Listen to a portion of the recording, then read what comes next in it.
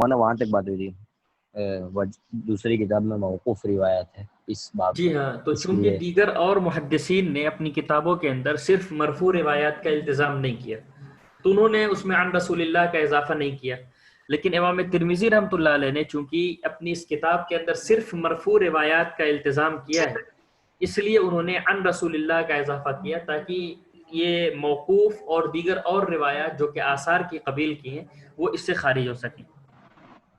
سمجھ آئی؟ جی مولانا جی. جی ہاں. اس کے بعد امام ترمذی رحمۃ اللہ علیہ نے جو ترجمۃ الباب باندھا ہے وہ ہے باب ما جاء لا تقبل صلاۃ بغیر طہور. امام ترمذی رحمۃ اللہ علیہ کا بہت یعنی عجیب و غریب معاملہ ہے کہ وہ ترجمۃ الباب کے لیے عام طور پر روایت کے کسی ٹکڑے ہی کا انتخاب کر لیتے ہیں. اسی لیے صحاح ستہ میں سب سے آسان اور سب سے سہل اگر کسی کا ترجمۃ الباب ہے تو وہ امام ترمذی رحمۃ اللہ علیہ کا ہے. سب سے مشکل امام بخاری رحمۃ اللہ علیہ کا ہے، اور انہی کے نقش قدم پر کسی حد تک امام نسائی بھی چلے ہیں، لیکن سب سے آسان اور سب سے سہل جو ترجمۃ الباب ہے وہ امام ترمذی رحمۃ اللہ علیہ کا ہے کہ وہ روایت کے ہی کسی ٹکڑے کو ترجمۃ الباب کے ذریعے سے یعنی وہاں پر ذکر کر دیتے ہیں. چلو حدیث پڑھو. جی مولانا بسم اللہ الرحمن الرحیم. ابواب الطہارۃ عن رسول اللہ صلی اللہ علیہ وسلم باب ما جاء لا تقبل صلاة بغیر طہور. وبه قال حدثنا قتيبة بن سعيد قال اخبرنا ابو. ایک منٹ بہتر یہ ہوتا ہے کہ پہلی مرتبہ جب آپ روایت پڑھیں تو اس وقت جو ہے احتیاطاً وبالسند المتصل منا الى الامام الترمذی رحمۃ اللہ علیہ پڑھ لیں، اور پھر اس کے بعد جو ہے آئندہ جب بھی آپ پڑھیں گے تو وبه قال سے آپ روایت پڑھیں گے تاکہ احتیاطاً جو ہے وہ امام ترمذی رحمۃ اللہ علیہ کا نام بھی آ جائے. چلو جی. وبالسند المتصل منا الى الامام الترمذي رحمه الله قال حدثنا قتيبة بن سعيد قال اخبرنا ابو عوانة عن سماك بن حرب قال وحدثنا هناد قال حدثنا وكيع عن اسرائيل عن سماك عن مصعب بن سعد عن ابن عمر رضي الله تعالى عنه وعنهم عن النبي صلى الله عليه وسلم قال لا تقبل صلاة بغير طهور ولا صدقة من غلول. قال هناد رحمه الله في حديثه إلا بطهور. هذا الحديث أصح شيء في هذا الباب وأحسن. وفي الباب عن أبي المليح عن أبيه وأبي هريرة وأنس رضي الله تعالى عنهما. وأبو المليح بن أسامة اسمه عامر ويقال زيد بن أسامة بن عمير الهذلي. بسم اللہ الرحمن الرحیم. وبالسند المتصل منا الى الامام الترمذی رحمہ اللہ قال حدثنا قتیبۃ بن سعید. اچھا تھوڑی سی ایک بات اور سمجھ لیجیے تھوڑا روات کے تعلق سے ہلکی سی گفتگو کرنے سے پہلے کہ آپ روایت کی سند کے اندر آپ دیکھیں کہ سند کے شروع میں کتاب کے اعتبار سے ورنہ حقیقتاً وہ سند کے آخر میں کہ سند کے شروع میں عام طور پر تحدیث یا اخبار کی تصریح ہے. دیکھیے وہ بھی قال حدثنا قتیبہ قال اخبرنا، شروع میں تحدیث اور اخبار کی تصریح ہوا کرتی ہے عام طور پر احادیث میں، اور جیسے جیسے سند اوپر جاتی ہے ویسے ویسے جو ہے وہ تحدیث اور اخبار کی تصریح جو ہے وہ تقریباً ختم ہو کر کے عن کے ذریعے سے روایات جو منقول ہوتی ہے. اس سلسلے میں صاحب عرف الشذی علامہ انور شاہ کشمیری رحمۃ اللہ علیہ نے ایک بات نقل فرمائی اور یہ فرمایا کہ چونکہ متقدمین کے یہاں، اور متقدمین کا مطلب یہ ہے کہ تیسری چوتھی یعنی جو فنون کے جمع کرنے کا جب وقت تھا، جب محدثین کی بڑی تعداد تھی، یعنی امام ترمذی رحمۃ اللہ علیہ سے اور پہلی یا دوسری صدی میں، تو کہا کہ پہلی یا دوسری صدی کے اندر عام طور پر تدلیس کا مزاج کم تھا، اس لیے جو ہے وہاں پر عنعنہ کی یا وہاں پر تحدیث یا اخبار کی تصریح کی ضرورت نہیں ہے. لیکن بعد کے زمانے میں چونکہ تدلیس کا مزاج کچھ زیادہ ہو گیا، اس لیے جو ہے اس کی ضرورت محسوس ہوئی کہ اس بات کی وضاحت کر دی جائے کہ روایت کے اندر کوئی خلا تو نہیں ہے، یا روایت کے اندر جو ہے کسی قسم کا کوئی خرم تو واقع نہیں ہوا. یہ علامہ انور شاہ کشمیری رحمۃ اللہ علیہ نے یہ بات نقل کی. لیکن صاحب تحفۃ الاحوزی، عجیب بات ہے کہ ان دونوں کے درمیان بڑی چشمک چلتی ہے. صاحب تحفۃ الاحوزی جو ہے وہ علامہ انور شاہ کشمیری رحمۃ اللہ علیہ پر زبردست جو ہے وہ اعتراض کرتے ہیں اور پھر اس اعتراض کا جواب جو وہ علامہ یوسف بن نوری رحمۃ اللہ علیہ معارف السنن کے اندر دیتے ہیں. چنانچہ انہوں نے علامہ انور شاہ کشمیری رحمۃ اللہ علیہ پر یہاں تک الزام لگا دیا کہ ایسا لگتا ہے کہ ان کو اس فن کے اندر جو ہے وہ مہارت نہیں تھی یا معلومات نہیں تھی جس کی بنیاد پر انہوں نے یہ بات کہہ دی. ورنہ اگر آپ دیکھیں تو بڑے بڑے محدثین کے یہاں تدلیس پائی جاتی ہے. سفیان ابن عیینہ کے یہاں تدلیس پائی جاتی ہے, امام مالک کے یہاں تدلیس پائی جاتی ہے, بلکہ اور آگے جائیے زہری کے یہاں جو ہے تدلیس پائی جاتی ہے, قتادہ کے یہاں تدلیس پائی جاتی ہے. تو بڑے بڑے محدثین کے یہاں تدلیس پائی جاتی ہے. لہذا یہ بات کہنا کہ چونکہ متقدمین کے یہاں تدلیس نہیں تھی تو اس وجہ سے جو ہے وہاں پر تحدیث کی تصریح کی ضرورت نہیں ہے, اور یہاں پر جو ہے وہ بعد کے لوگوں کے درمیان یا بعد کے لوگوں کے اندر تدلیس پائی جاتی ہے, اس لیے وہاں پر تحدیث کی اور اخبار کی جو ہے تصریح کی ضرورت ہے. علامہ بن نوری رحمۃ اللہ علیہ نے کہا کہ انہوں نے جو بات کہی ہے اصل عبارت پر غور نہ کرنے کی وجہ سے.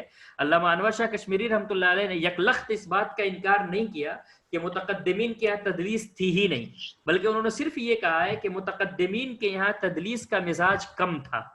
ان کے یہاں بس آپ یہی گنے چنے چند نام لے سکتے ہیں, ورنہ شعبہ کو دیکھیے, شعبہ کے یہاں تو انہوں نے کہا ہے کہ یعنی الارسال والتدلیس اشد علی من الزنا, یہاں تک وہ کہتے ہیں. جی. اسی لیے وہ روایت جو شعبہ کے حوالے سے ہو وہ سب سے اعلیٰ ترین اور اس میں کسی قسم کی تدلیس کا جو ہے وہ امکان و شبہ نہیں ہوتا. بہرحال ایک بات جو وہ ضمناً یہ اس لیے عرض کر دی گئی کہ عام طور پر آپ حدیث کی کتابوں کے اندر یہی دیکھیں گے کہ شروع میں جو ہے وہ تحدیث اور اخبار کی تصریح ہوتی ہے اور بعد میں جو ہے وہ عنانہ کے ذریعے سے وہ روایت چل رہی ہوتی ہے. دوسری وجہ یہ بھی یعنی ذکر کیا ہے کہ چونکہ آگے چل کر کے روایات جو ہے وہ بہت متعدد ہو جاتی ہیں, سند کے اندر بہت زیادہ تعدد ہو جاتا ہے, تو اگر تحدیث کی اگر صراحت بار بار ہوتی رہے تو بہت زیادہ جو اس کے اندر طوالت ہو جائے گی. تو اسی طوالت سے بچنے کے لیے بھی متقدمین کے ہاں جو ہے وہ تحدیث کا اور اخبار کا جو ہے وہ بہت زیادہ التزام نہیں ہوتا, اس کی تصریح نہیں ہوتی. بہرحال وبه قال حدثنا قتيبة بن سعيد, قتيبة بن سعید ابو رجاء البغلانی, یہ زبردست امام ترمذی رحمۃ اللہ علیہ کے استاد, اور بہت ساری روایات امام ترمذی رحمۃ اللہ علیہ نے ان سے نقل کی ہیں اور ثقہ راوی ہیں اور سارے لوگوں نے ان کی توثیق کی ہے. قال اخبرنا ابو عوانہ الوضاح الیشکری, ابو عوانہ یہ ان کی کنیت ہے اور ان کا نام جو ہے وضاح اور ان کی نسبت جو الیشکری ہے, یہ بھی جو ہے زبردست راوی ہے. عن سماک ابن حرب, سماک ابن حرب کے بارے میں ہے تو یہ بہت زبردست راوی, لیکن ان کے بارے میں حافظ صاحب نے تقریب التہذیب کے اندر یہ بات نقل کی ہے کہ قد تغیر بآخرۃ, اور خاص طور سے ان کی وہ روایات جو حضرت اکرمہ سے ہیں, عن اکرمۃ عن ابن عباس, کہ اکرمہ کے حوالے سے ان کی جو روایات تھیں وہ روایات بہت زیادہ معتبر نہیں ہیں, کیونکہ وہ روایت ایسا لگتا ہے کہ وہ یعنی تغیر کے بعد کی ہیں. تو اس لیے جو ہے باقی اس سے پہلے کی ان کی جو روایات ہیں وہ روایات کافی معتبر ہیں اور زبردست راوی ہیں, بڑے بڑے لوگوں نے ان سے روایات نقل کی ہیں.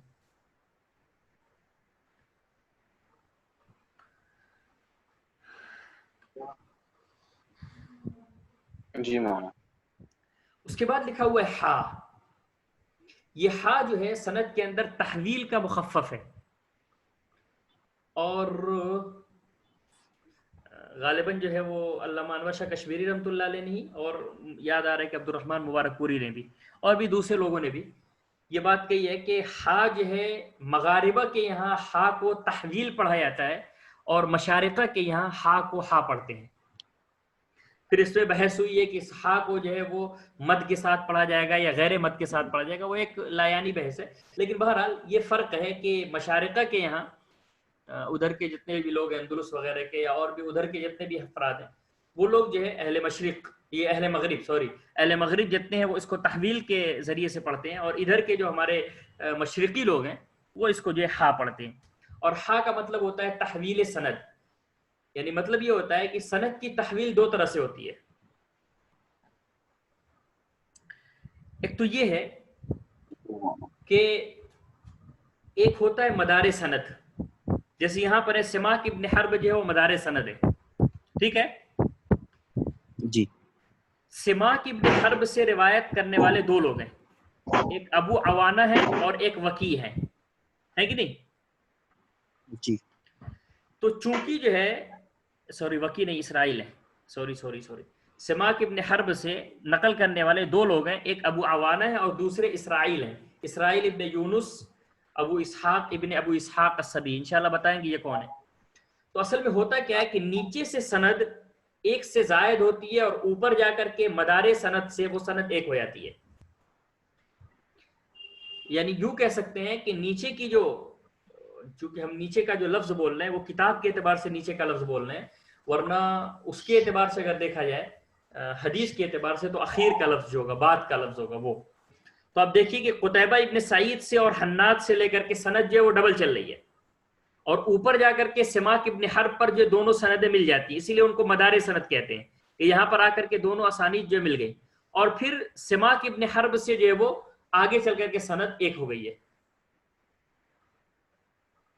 ایک تو تحویل کا مطلب یہ ہوتا ہے، کبھی کبھی اس کے برعکس ہوتا ہے کہ نیچے سے سند جو وہ ایک ہی ہوتی ہے اور آگے چل کر کے وہ سند جو دو حصوں میں پھٹ جاتی ہے.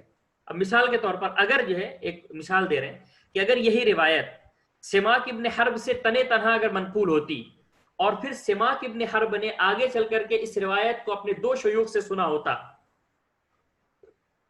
تو ایک شیخ سے وہ روایت چل رہی ہے اور دوسرے شیخ سے دوسری روایت، دوسری سند چل رہی ہے.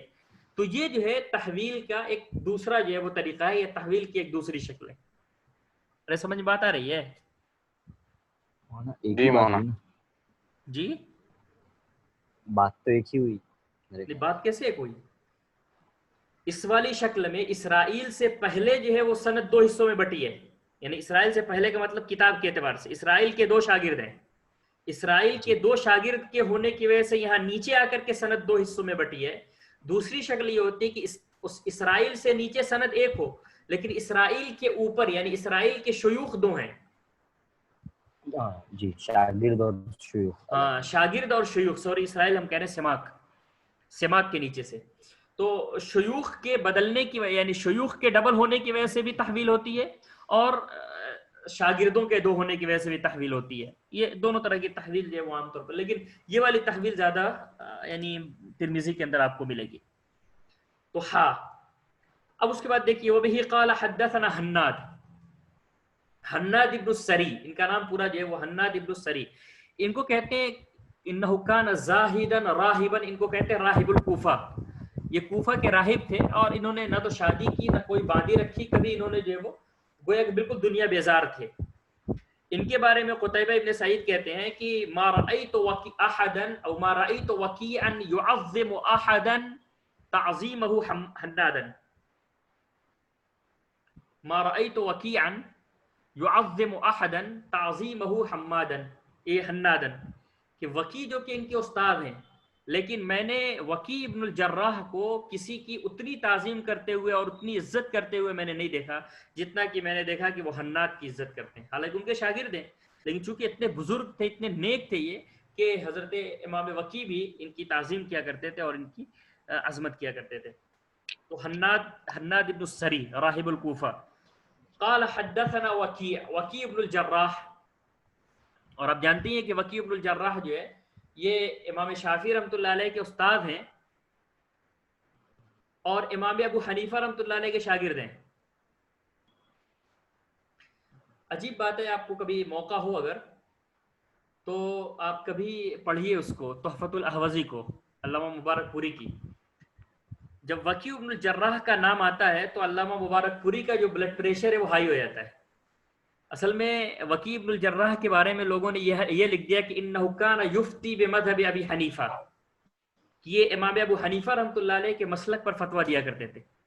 اب اس پر آ کر کے جو ہے چونکہ علامہ مبارک پوری جو ہے وہ اہل حدیث سے مقلد ہے نہیں، یہاں آ کر کے فوراً جو ہے ان کا ماتھا ٹھانکتا ہے اور پورا تقریباً جو ہے بلا مبالغہ یہاں پر بلا ضرورت انہوں نے کم سے کم 4-5 لائن اس پر یہ ثابت کرنے کے لیے لکھی ہے کہ وکی ابن الجراح جو ہے وہ کسی کے مقلد نہیں تھے بلکہ جو یہ خود اپنے ذاتی طور پر جو ہے وہ اجتہاد کیا کرتے تھے. ظاہر ہے کہ اگر کہا بھی جاتا ہے کہ انہ کان یفتی بمذہب ابی حنیفہ تو اس کا مطلب تقلید نہیں ہوتی، تقلید کلی